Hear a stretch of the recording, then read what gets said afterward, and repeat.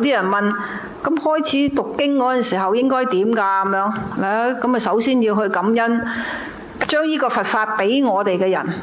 呢個佛嘅意思記得唔係天上跌落嚟嘅，佛都係好似各位由凡夫慢慢明白咗個佛法，照住嗰個方法而去行，終於有一日佢自己證悟得到。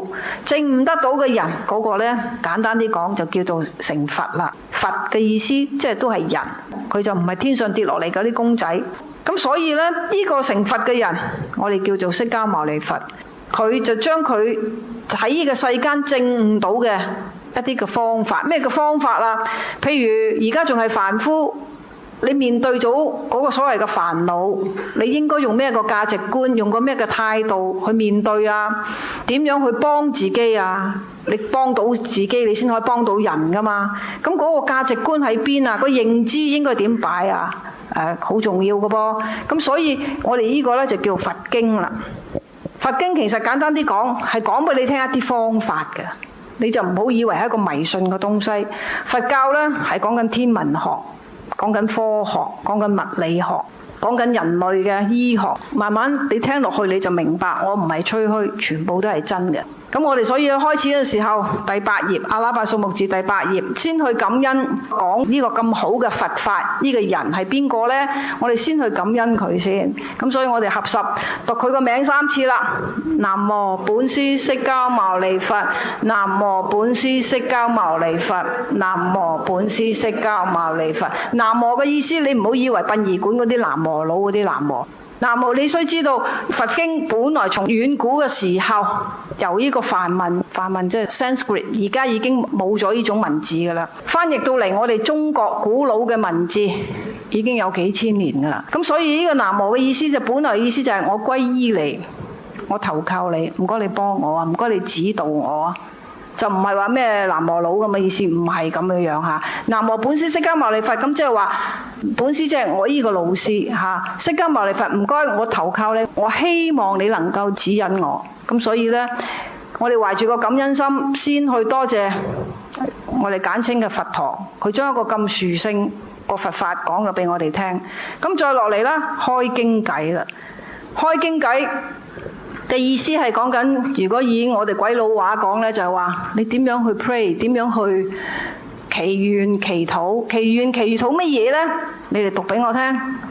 無上甚深微妙法，8000萬劫難遭遇，我今見聞得受持，願解如來真實義。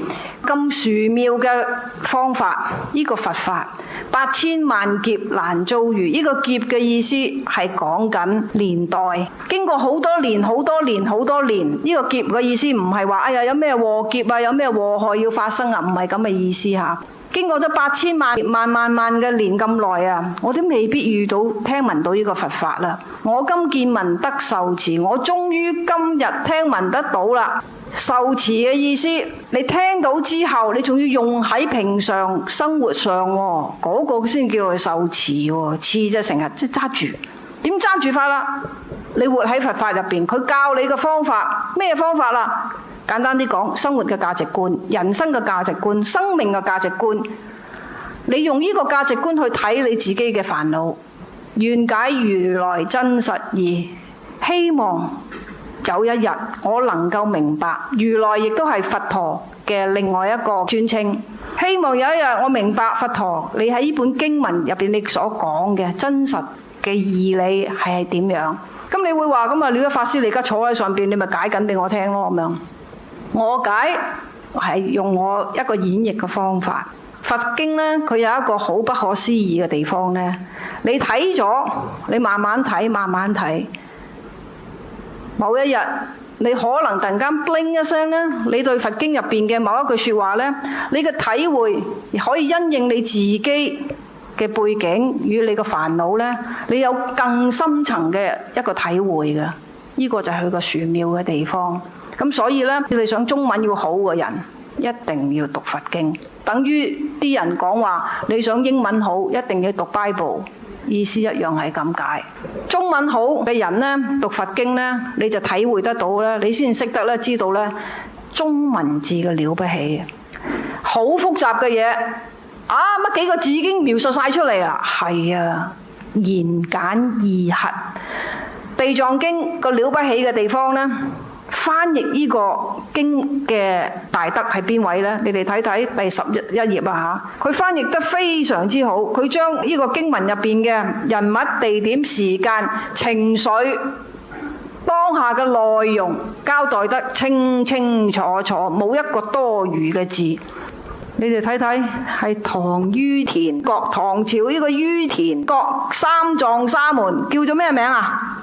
實叉難陀啊，係佢翻譯嘅，犀利啊！我同你講，所以呢，我哋要好多謝呢位實叉難陀尊者，係佢去將佛經翻譯咗呢個中文字，讓我哋呢可以能夠了解。好啦，上堂呢就講到邊度啊？等等先，你哋在座冇人第一次嚟啊？OK， 得，我好快講一講啊！你會睇到《忉利天宮神通品》第一，你話喂，打開佛經第一個字已經唔識讀啦，你話樹心邊呢個刀即係點讀啊？咁樣，咁你就睇翻啦。去到經文完晒第幾頁啊？190再翻去後邊啦，嗰度呢就有生字噶啦。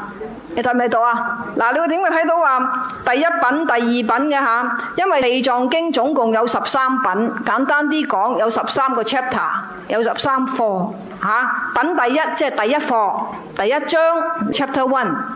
咁你睇下樹心邊一個刀字點讀啊？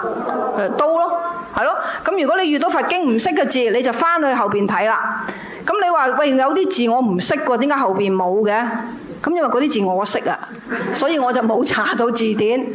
咁呢個忉利天宮神通品第一，忉利天，因為上堂講咗啦，我今日唔會再重複噶啦。不過呢，因為啲朋友第一次嚟，我略帶一帶啦。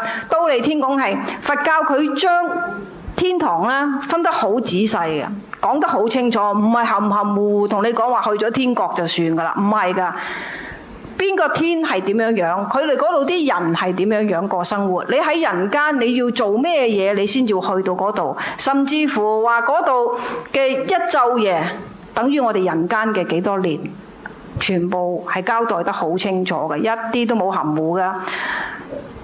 如果你講話某一啲天嚟講，佢哋一晝夜等於我哋嘅人間1000年啊！佢上到去打個喊路，我哋都到啦。你諗下，即係所以啦，人間嘅時間咧係好短暫噶。咁你話喺天國地見，搞清楚邊個天國好啲，大家。如果唔係咧，一個樓上一個樓下，永遠都見唔到嘅。咁呢個忉利天宮咧，神通品第一咁嘅意思啦。佢神通品意思係佢講入邊嗰個依個章節大概應將會講到啲乜嘢嘢，你哋讀俾我聽啦。如是我聞，嗱，你睇睇每一句 sentence， 每一句句子喺右手邊咪有一個圓點嘅意思，即係 comma， 依句句子完啦，驚你哋唔識得分段啊分句啊。如是我聞，一時佛在忉利天，為母說法，以是十方無量世界，不可說不可說，一切諸佛及大菩薩摩訶薩，皆來集會，讚歎釋迦牟尼佛，能於五濁惡世，現不可思議大智慧神通之力，調伏降生眾生之苦樂法。好，等等，我哋上堂講到邊度啊？講完啦。因為咧，佛陀本來係一個太子，佢出世冇耐之後咧，佢個媽媽就過咗身噶啦，係佢嘅姨媽帶大咗佢嘅。咁咧，佢成佛啦，佢成道啦，佢即將係喺人間講咗幾十年法啦，講咗40幾年。佢要來呢個人間嘅身體示現俾人間睇，喂，人都會有生老病死嘅，所以佢要向呢個人間咧告別啦。佢告別之前，佢一定要翻去度佢媽媽。佢媽媽就喺忉利天，因為上堂解釋咗點解佢要度佢媽媽，呢個好精彩，你哋冇聽真係可惜。但我又唔可以再翻轉頭。不過你問你隔離嗰啲聽過嗰啲啦嚇。所以佢為佢媽媽說呢個佛法。咁而家呢，佢就開始啦，先至有呢本《地藏菩薩本願經》嘅因緣，就係咁樣嘅。因為佢要同佢媽媽講個佛法。好啦，咁今堂係咪由爾時呢度開始啊？爾時即係呢個時候，十方無量世界有不可說，不可說，不可說即係唔係唔講得，你哋唔好用現代嗰啲咁水皮嘅中文去理解佛經。你話唔講得，唔講得，唔係唔講得。不可說不可說，即係話你計算唔到咁多，計算唔到咁多，計算唔到咁多嘅諸佛同埋大菩薩摩訶薩，全部都嚟呢度集會喎，全部都係 gather 晒喺呢個地方喎，咁樣記得。呢個諸佛唔係講緊人間成佛，原來喺我哋呢個宇宙空間，我哋咧人咧嘅知識咧，頭先我都講啦，佛經係講緊宇宙學、科學、地球學、物理學。我哋嘅人類知識咧，而家咧就只可以咧知道咧有呢個太陽星系，再多啲嘅係講緊原來呢個太陽嘅銀河星系咧，仲有其他嘅銀河星系嘅，不過係我哋嘅科學天文科學發展到未去到咁緊要，所以呢仲探究緊，但係肯定知道有另外好多嘅唔同嘅銀河星系噶啦。佛經已經透露咗俾你聽，有其他銀河星系嘅喺嗰度成咗佛噶，我哋叫做話生物。而家成日都講話，究竟佢其他嘅地方仲有冇生物啦？而家科學家成日都去探測緊呢樣嘢噶嘛。你依照佛經講係有嘅。你哋可能會話：呢個法師，你喺度呃我咩？我唔係呃你㗎，我舉個例俾你聽。喺1830幾年，而家係2008年啊嘛，講緊1830幾年嘅時候，即係200年前啦，啱唔啱啊？嗰陣時已經有喺歐洲，我唔記得咗邊個國家啦，已經咧係有人研究緊天文學㗎啦。呢個天文學家咧，佢哋整咗一隻咧好大嘅，我哋好似鑊嘅東西啊，就嚟接收器嚟嘅。嗰個接收器咧就成個籃球場咁大嘅。其實佢就咧想咧去睇下呢個銀河星系嘅某一啲嘅探測某一啲嘅數據，但係佢成日就聽到一啲聲，接收到一啲佢唔可以解説嘅聲音。咁佢頭就諗話係咪因為太多白鴿呢？因為佢成個籃球場咁大啊嘛，唔知係咪太多白鴿屎呢跌咗落去呢個嘅接收器上邊，咁就直形成啲雜音。所以呢，佢就發動好多唔知要幾多個義工，因為嗰個鑊係向住個天並且係好高嘅，就要做好多個梯級，工程浩大，就爬上個地方就掃晒嗰啲白鴿屎，清理晒之後啦，都仲係收到嗰啲聲響，乜嘢嚟嘅呢？以當時嘅儀器咧，冇辦法去證實。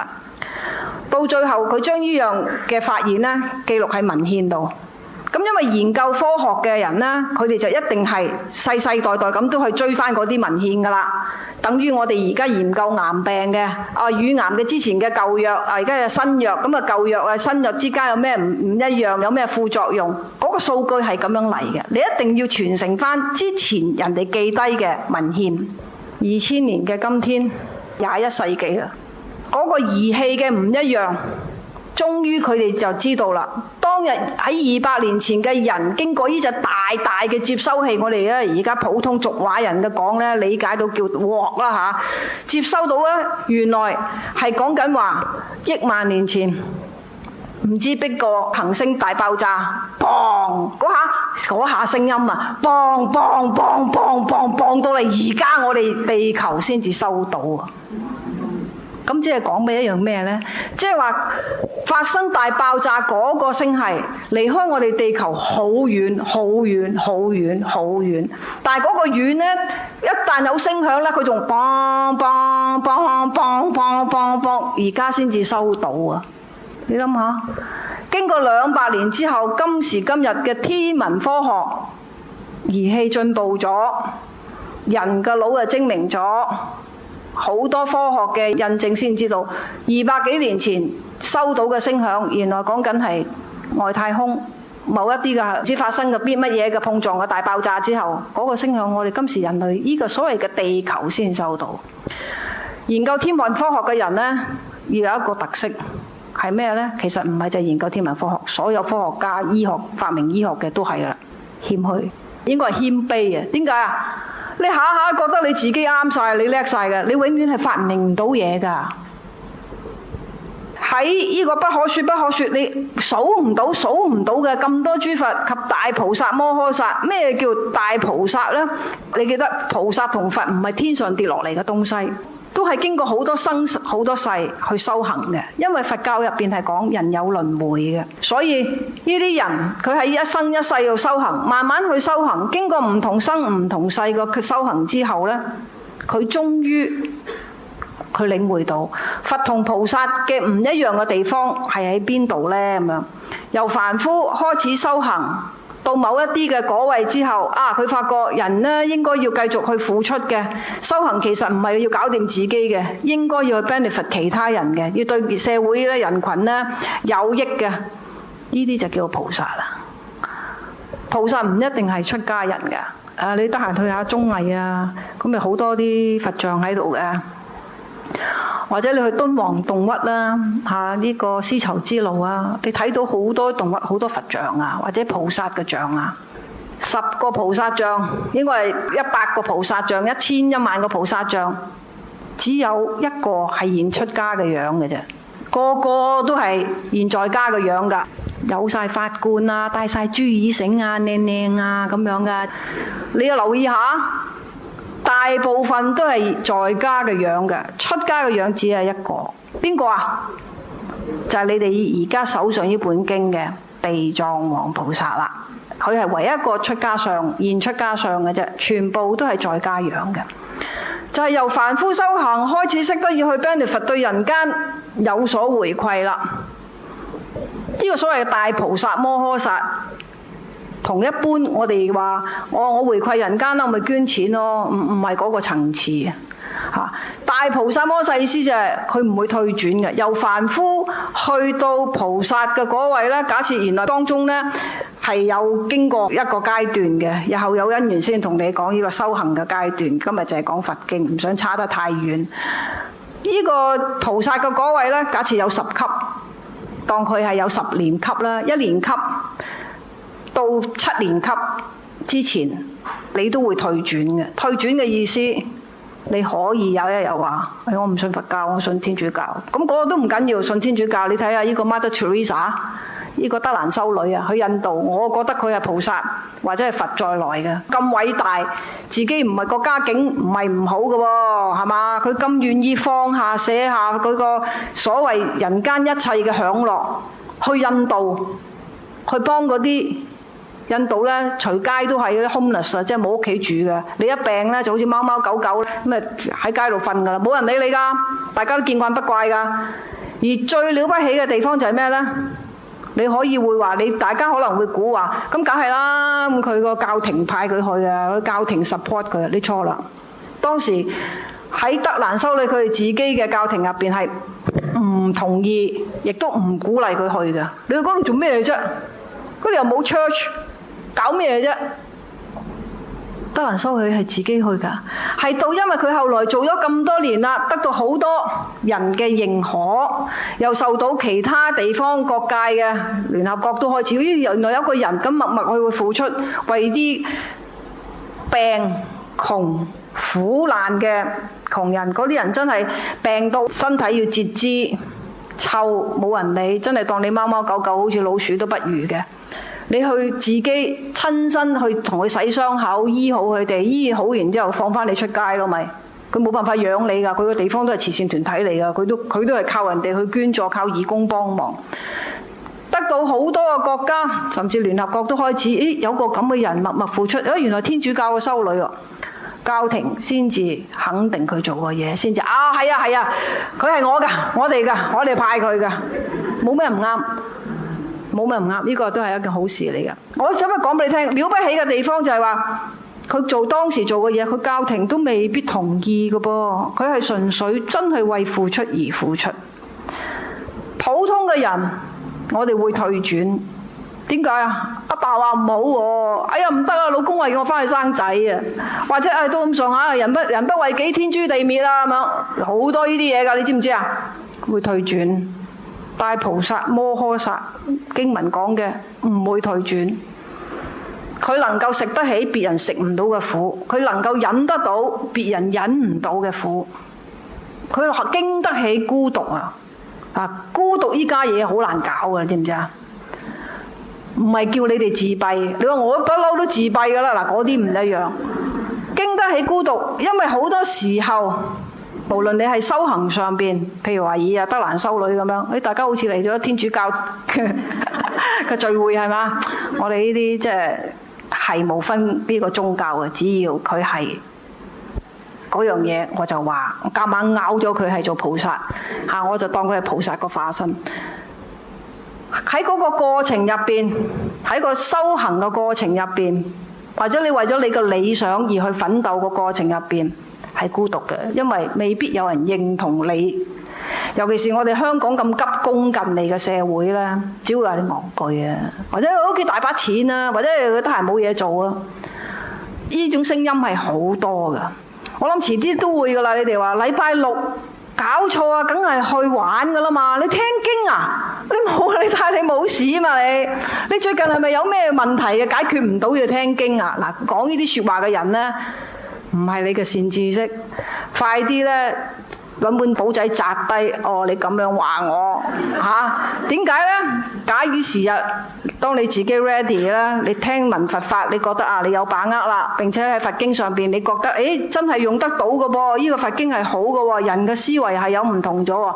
你第一個要抄翻本仔，帶翻啲朋友嚟，帶佢聽佛經等佢自己咧感受翻嗰個好處所以呢個大菩薩摩訶薩係必然係，如果由第一年級去到第10年級嘅話，第一年級到第7年級就會退轉㗎。唯獨8年級、9年級、10年級嗰啲啦，唔會退轉啦。佢經得起好多嘅磨難，經得起孤獨，經得起嗰個叫寂寞，完全冇問題㗎。大家嚟到呢度集會做咩事啊？讚歎釋迦牟尼佛咯。你做咩要讚歎釋迦牟尼佛啫？因為所有嘅佛國必然係清靜㗎、安好㗎、人民和順㗎、聽聽話話易教㗎。唯獨唔知點解呢個釋迦牟尼佛佢要揀喺呢個娑婆世界。呢個娑婆世界有個特色㗎，係叫咩啊？五濁惡世喎。五濁惡世，咩叫五濁惡世呢？原來咧呢個地方呢，佢唔係完全安詳嘅，唔係完全平安嘅，唔係完全乾淨嘅。有幾個特色。第一個特色咧就係嗰度啲人個年壽短命，多戰爭，多疫症，仲要咧好多時候有呢個天災、水災啊、火災啊、風災啊。再落嚟咧，嗰度啲人嘅想法。你講正正經經嘅佛法俾佢聽，或者正正經經嘅道理俾佢聽，唔聽。佢好啲咧，奇奇怪怪嘅。嗰個咧就係邪見熾盛啦。呢個就叫五濁惡世。咁你話冇啊？而家邊度有啫？而家咧不嬲咧都講緊噶啦。戰爭可能喺我哋香港嚟講，喺我哋而家呢個年代嚟講，好幸運冇。未係發生喺我哋香港呢個地方啫，香港一個好福氣嘅地方。咁你再睇下啦，大家而家都講緊噶啦，鬼佬話叫什麼 global warming， 叫咩啊？個地球就嚟蒸熟噶啦，過熱啊！地球過熱之後呢，就會發生咗一樣嘢，日後呢，大家為咩嘢而打仗啊？你估啊？係啦，為水而去打仗，冇乾淨嘅水啊！唔係為石油要去打仗啊！為石油去打仗嗰啲已經係過晒氣噶啦。第時個石油係冇用噶啦。你飲得石油咩？飲唔到噶嘛，冇咗水啊！大家都知噶，科學家都講緊噶啦。無奈好多人就覺得科學家危言聳聽，其實唔係，嗰樣嘢係埋到身噶啦。你睇呢個今期溫暖人間啦，今期呢就係阿林超英先生。林超英先生就係我哋嘅天文台台長，佢都講緊點樣去救到呢個地球。咁再唔係呢，曾經呢，呢個以前Clinton 嗰個副總統啊，美國叫咩啊？高爾啊，佢呢做咗一個研究，有呢隻碟噶啦，叫咩啊 ？Inconvenient Truth 啊。不可承受、不可相信嘅事實，呢隻碟呢有得賣嘅，你哋去買翻嚟睇嘅，入邊係講晒啲數據，係科學家講晒數據。你哋去睇你就知道嗰一刻其實係好快就到㗎啦已經。咁你話我死咗啦，對唔住，你可能會睇得到，睇得到嗰下大件事啊！同你講，你嘅仔仔女女，我哋嘅下一代係睇得到、受得到。好多人驚㗎，咁所以話呢個五濁惡世原來唔係講假㗎，風災火災大家都知道啦。而家美國又話一個風災嚟，即刻又話要撤退咯，有乜得咁出奇啫？咁我同你講，呢個五濁惡世只會越演越烈，佛經都有講㗎啦。到後來嘅人呢個地方就係疫症啦，人嘅年壽會越短啦。你話咩啊？而家個科學咁發達，點會越嚟越短啊？科學醫學越嚟越發達，與此同時啲人呢，又用啲諗啲奇怪嘅嘢，啲食物呢，好好一個番茄咪番茄咯，你又加啲蠍子佢嘅基因落去做乜啫？你知唔知咩叫改變食物嘅基因啊？點解要咁樣做啊？因為佢哋話害蟲多嘛。咁呢，假設依個係粟米，咁就好多害蟲嘅。咁粟米嘅害蟲係咩啊？假設依個叫做什麼蟲啊？原來呢個蟲呢，個天敵就係蠍子。好，我哋打啲蠍子嘅基因落去，咁就等呢嗰啲害蟲一見到呢個粟米形狀嘅嘢，就咦咁似粟米嘅蠍子嘅，佢哋就唔敢行埋去啦。佢將呢個食物嘅基因一改造之下，出嚟嘅改變係有幾大，冇人知，因為咁新鮮嘅嘢。咁邊個做臨床試驗啊？我同你咯。講手機啊，成日都有人都講手機啦，你就唔好係揸住耳仔講。尤其是係右耳唔好，點解？因為最接近大腦，唔生癌咧都生瘤，即係生個瘤咧，唔生瘤都生水咯，壓到你任何條神經線咧，蝕底個都係自己嗰個腦嚟噶嘛係。咁啊講埋噶啦，最好咧就要咩啊？拖條線咧，戴個耳塞嗰啲咧，就最穩陣噶啦。問題冇人會信噶，嗰啲手機佬啊，哎呀，冇證明啊呢樣嘢。你知唔知啊？而家啲樽啊，或者你嘅食物啊，個東西啊，或者而家我哋街市啊，嗰啲保鮮膜啊，保鮮膜即係叫咩啊？保鮮紙啊，台灣叫保鮮膜，保鮮紙啊，乜嘢都 wrap 住嘅。嗰層保鮮紙咧，入邊咧有一種叫唔知咩塑膠料定係咩東西，佢係自然會釋放致癌嘅東西嘅。我哋咧去街市又好，超市好，乜嘢都用嗰層嘢 wrap 㗎。所有嘅膠樽係唔係都冇講教我哋點樣用啊？要幾多號嘅樽可以用，幾多號嘅樽唔可以用？因為每個樽你睇啊，佢後邊咧有一個類似三角形嘅東西嘅，三角形後邊有個 number 嘅嚇。咁嚴格嚟講係講緊話2號嘅佢耐熱耐到65度，7號嘅耐到幾多度，3號嘅係耐唔到熱嘅。咁你睇到消費者自己選擇啊嘛，我中意毒死自己啊，咁你咪揀個毒死自己嘅咯，係嘛？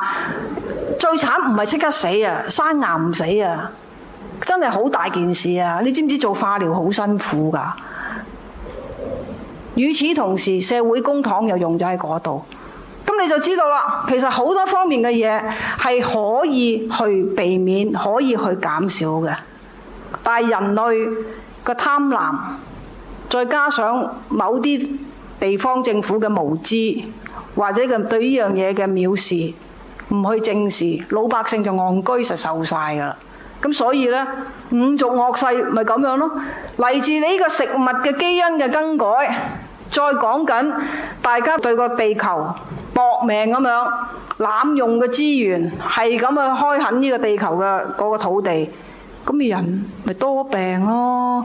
以前啊細個36度、37度，夜晚黑吹下風扇就瞓着噶啦。而家我開窗都唔得啦，點解？我隔離開緊冷氣噶嘛，嗰啲熱氣咪吹晒過嚟我度咯。你叫佢唔開，佢點得啫？佢好熱啊！佢點解好熱啊？冇風度啊！點解會冇風度啊？我屏風效應啊！因為大家睇嘅就係眼前。我成日都講噶啦，你哋買股票嘅人，某一啲公海一隻船後邊有個賭得錢嘅咁樣，嗰啲咁樣嘅股票你買嚟做乜鬼啊？賺咗你都要孭因果啦。你喂，我醫生又唔賭又唔嫖又唔傷天害理，做咩事因果要孭啊？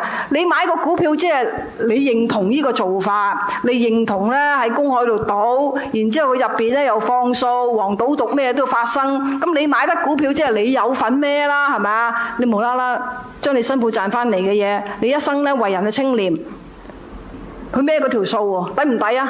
唔抵啊！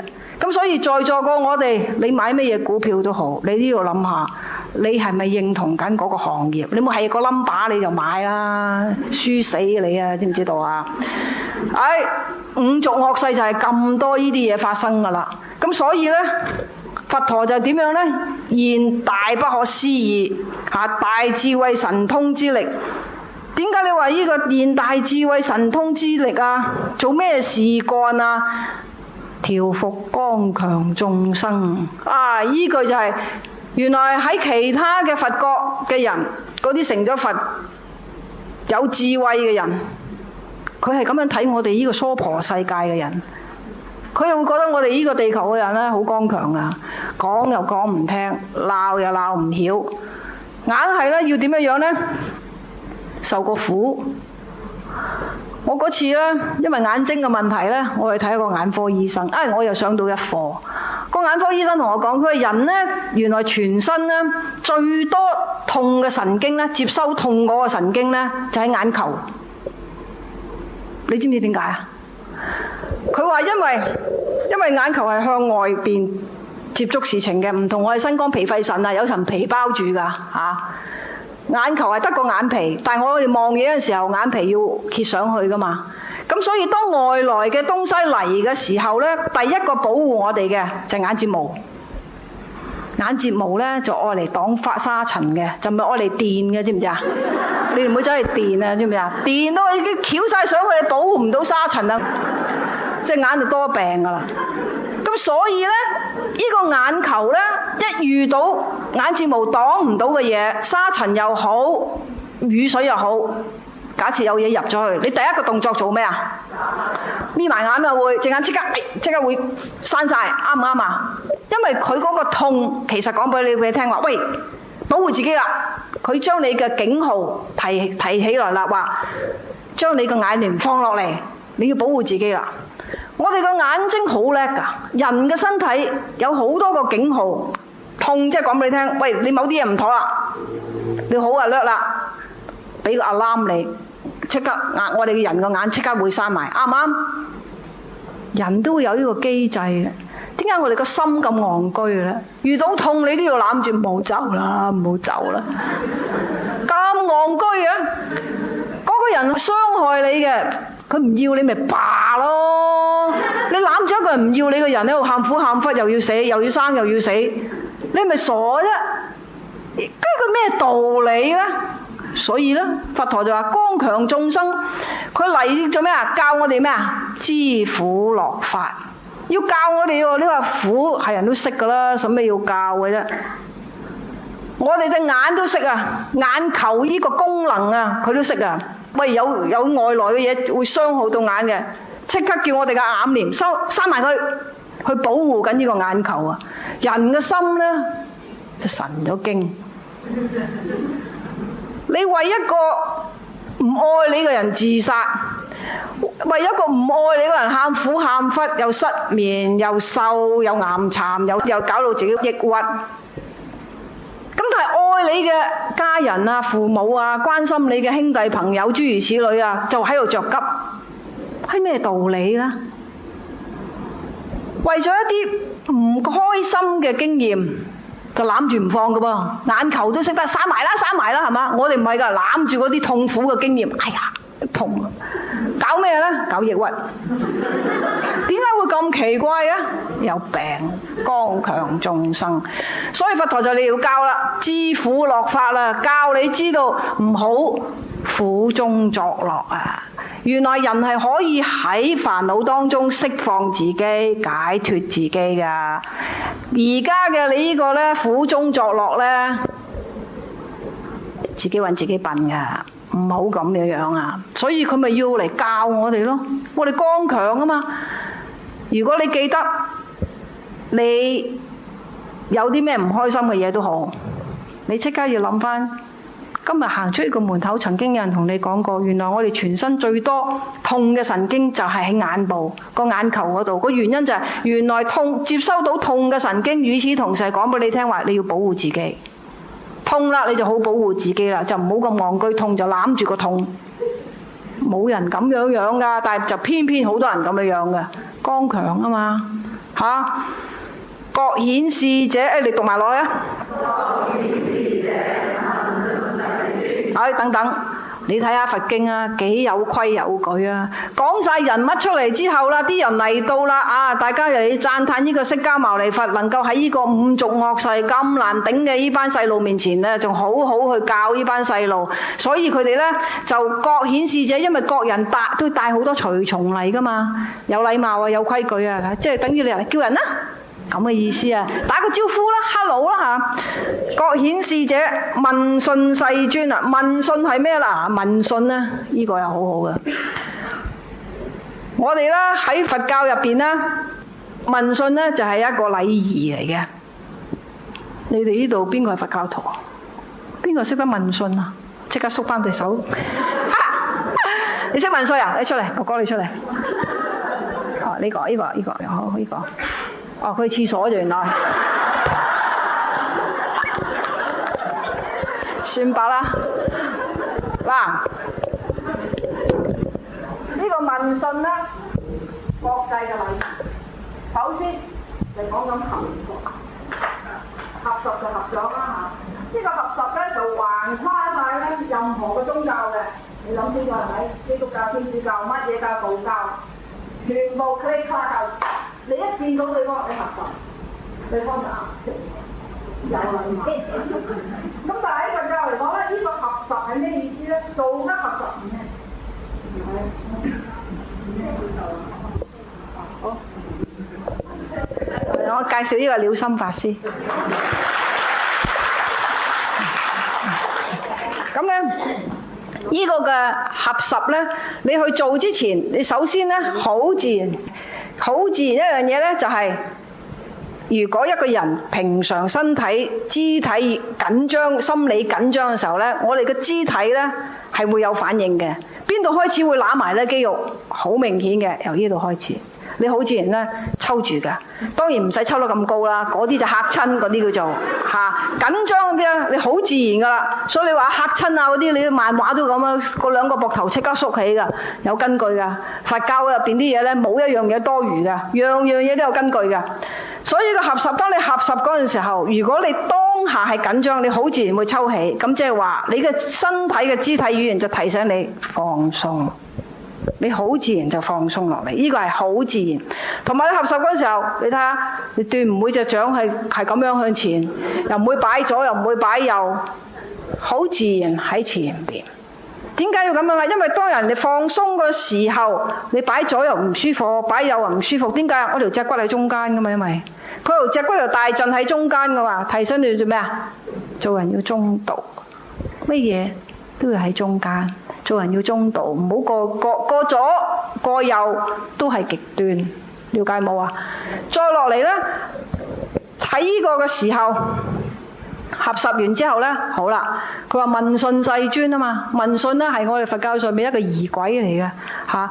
呢個問訊呢，即係平常我哋人呢喺儒家就係鞠躬，即係或者係少少我哋嗰個文字上嘅欠身嘅，即係要你好啊咁樣，即係少少彎腰。呢個係我哋中國人嘅禮儀嚟嘅，佢個多少少，呢個彎腰少少咧就好似鞠躬咁樣，鞠躬問訊，上翻落嚟嘅時候咧，你見佢有個手印嘅喎，咁得意嘅，要打個手印嘅喎，個手印打俾你睇，你舉高個手就得啦。個手印咧就係咁樣，將你嘅左手搭右手，或者右手搭左手都唔緊要，中間呢度咧有個三角形咁樣嘅，見唔見到啊？你打俾我睇，係啦，啱啦，你有一個三角形，呢個三角形有原因嘅係。你睇唔睇到佢後邊有個呢個三角形啊？見唔見到啊？舉手，見唔見到呢個三角形啊？呢個三角有原因嘅喎。你哋有冇留意？無論係聖經又好，任何嘅畫像都好，佢如果係畫出嚟嘅，佢一定畫個光嘅。有冇留意啊？你哋嗰個光喺邊度出嚟㗎？通常喺個眉心出嚟嘅喎。點解會有一個微心出嚟㗎？後一章節會有講㗎。嗱，我哋有問訊先嚇，問訊問訊落去上翻嚟就打呢個手印啦，打呢個手印咧就舉眉齊，然之後就落翻嚟合十，咁樣咧就叫問訊啦，知道嗎？嚇，點解要咁樣做法咧？我哋中國人有句説話咧，就叫呢個人啊紅光滿面啊，或者呢排個氣色幾好喎，或者佢點解咧咁柔潤咯？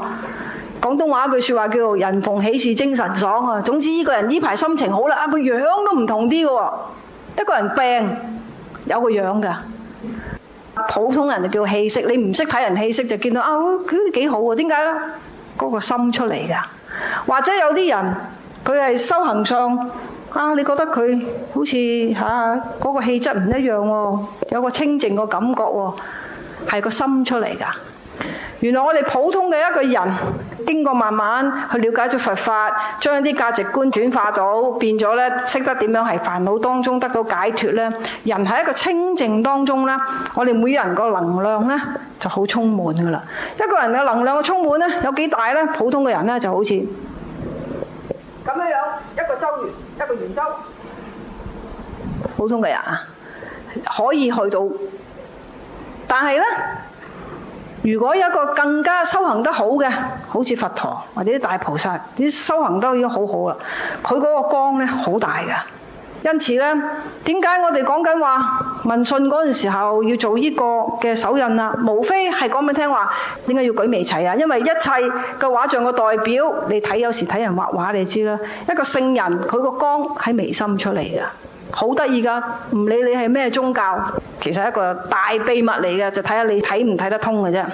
當你去舉眉齊嘅時候，以你自己嘅心，當下你嘅心，你去禮嗰個對象，譬如係佛像又好，咁佢而家係講緊咧對佛陀去問訊啊嘛，就希望以我哋凡夫嘅心去印佛陀嘅心，我哋叫心心相印。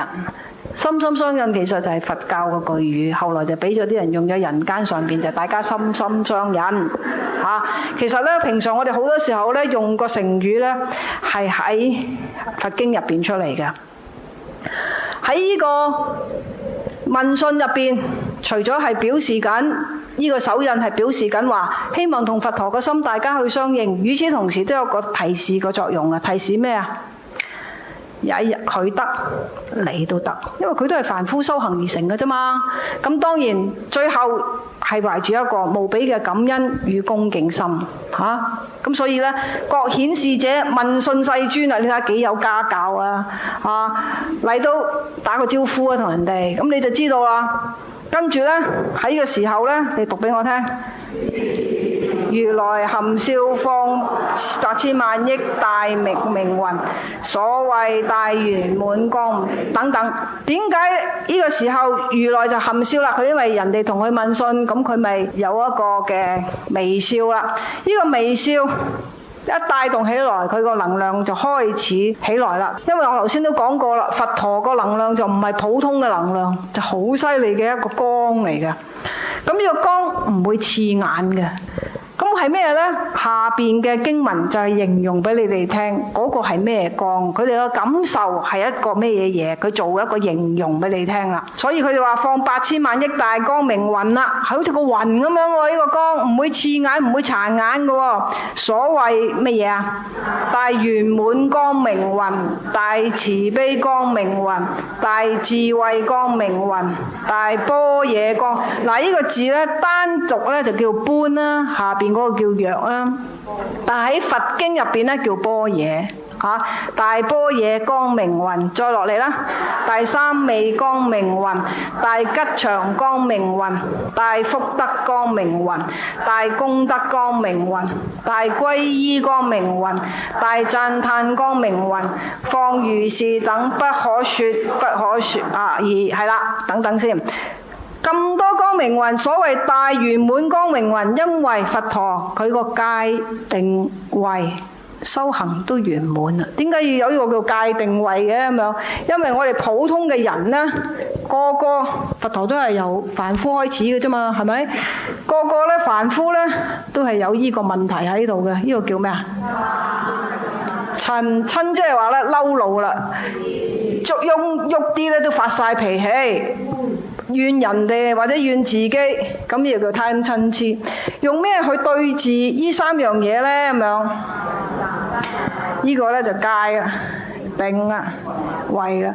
咁咧喺呢個修行圓滿啊、戒定慧，咁咧就會有呢個光噶啦。了解冇啊？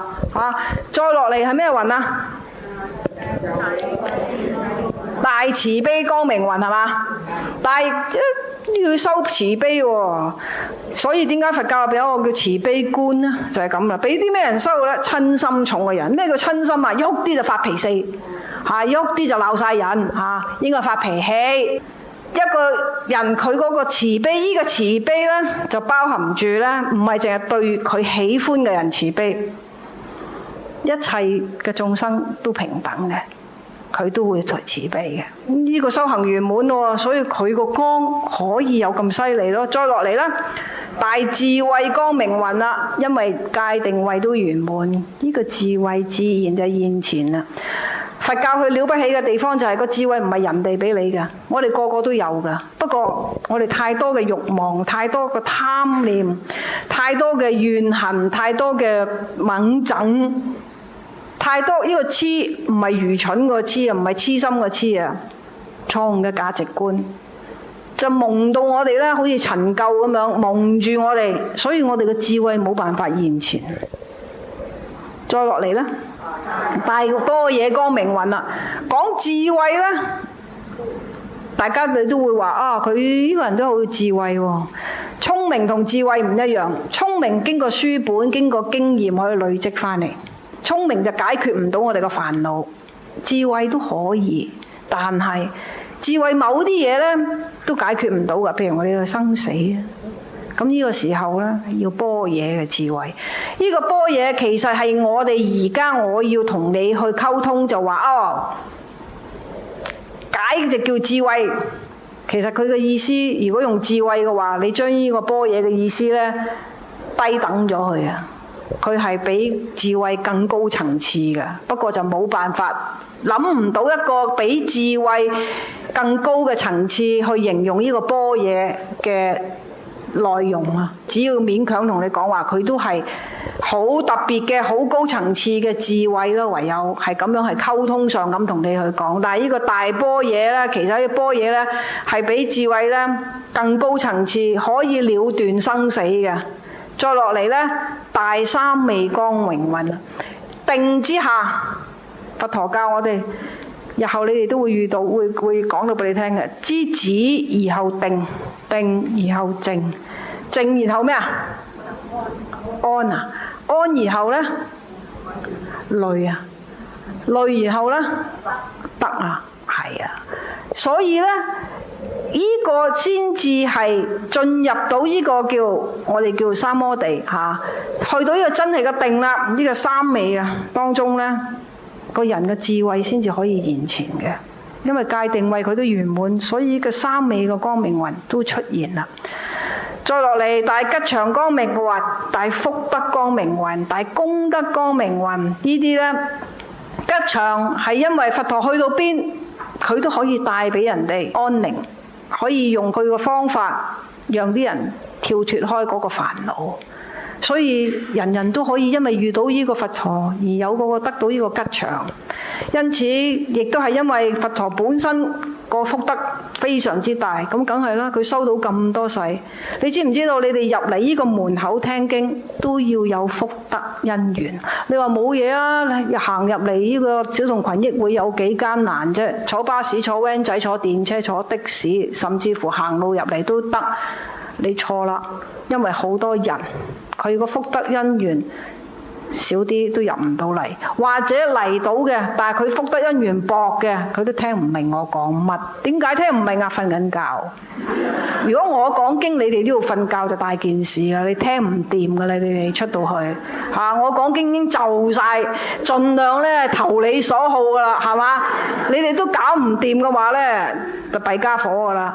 咁所以由我哋普通凡人開始修行，到話聽經都要福德嘅喎，係啊，你必然係過去生你哋係做得唔錯嘅事情，所以今生福德因緣好，起碼我睇到個個坐喺度手腳齊整，呢度清醒唔會話唔知人哋講乜嘢，唔係智障。然之後眼耳口鼻齊齊整整，唔使插喉入嚟。應該有嘅嘢，哇！你一等一啦有晒，咁必然係過去大家係做得唔錯嘅事情。我哋唔好呢，覺得話咩咪人人都係咁嘅啦。你講呢句説話之前諗一諗，係咪人人都係咁？係咪人人都手手腳腳眼耳口鼻齊整嘅？唔係嘅。咁點解你係咁啊？佢唔好彩啊？唔係啊，係你哋各人過去生自己收翻嚟嘅。過去生自己收翻嚟，今生你享有緊呢個齊齊整整眼耳口鼻唔錯人無人樣嘅，呢個就係個果。過去生做一個好好嘅因，今生就享緊呢個果。但係呢個果喺你今生出現嘅，但係你哋識唔識得去享用今生個果呢？就要睇你哋今生會唔會俾一啲貪嗔癡呢污染咗你哋？識唔識得喺貪嗔癡嗰度呢，將自己轉化翻出嚟做界定位？咁就咧更加可以有呢個福德啦。再落嚟咧，大功德，功德咧，因為佛陀佢有做好多嘅布施，個人並且做好多，日後會講啦，布施啊、持戒啊、忍辱啊、精進啊、禪定，有做咁多嘅各樣唔同嘅，亦即係成就到好多嘅人等等呢啲嘅功德咧，都可以令到我哋嘅磁場唔一樣嘅喎，讓我哋嘅嗰個所謂嘅能量唔一樣嘅噃。咁你話原來佢發出嚟嘅係有咁多咁豐富，俾我哋可以睇到，或者係應該先話演繹到，原來人嘅能量係可以咧藉著呢啲去改變嘅。再落嚟咧，大歸依光明雲啦，因為可以俾我哋醫治嘅人係冇嘅，人係靠唔住嘅，佛陀嘅佛法靠得住嘅。當然啦，真正嚟講，呢個世間呢，人係會辜負我哋嘅，事都會辜負我哋嘅。你好用心做一件事，但係嗰件事出嚟嘅並不如你嘅所願㗎，係咪？你好用心對一個人，咁做咩事？你咁用心做嘢，你老闆係升，隔離嗰個唔升你啫。人同事都會辜負我哋，因果唔會辜負我哋。咁所以又有呢個大讚歎光明雲啦，係嘛？放如是等咁多不可說光明雲語，要記得呢個不可說意思即係計唔到嘅，講唔清楚噶啦，講唔盡噶啦。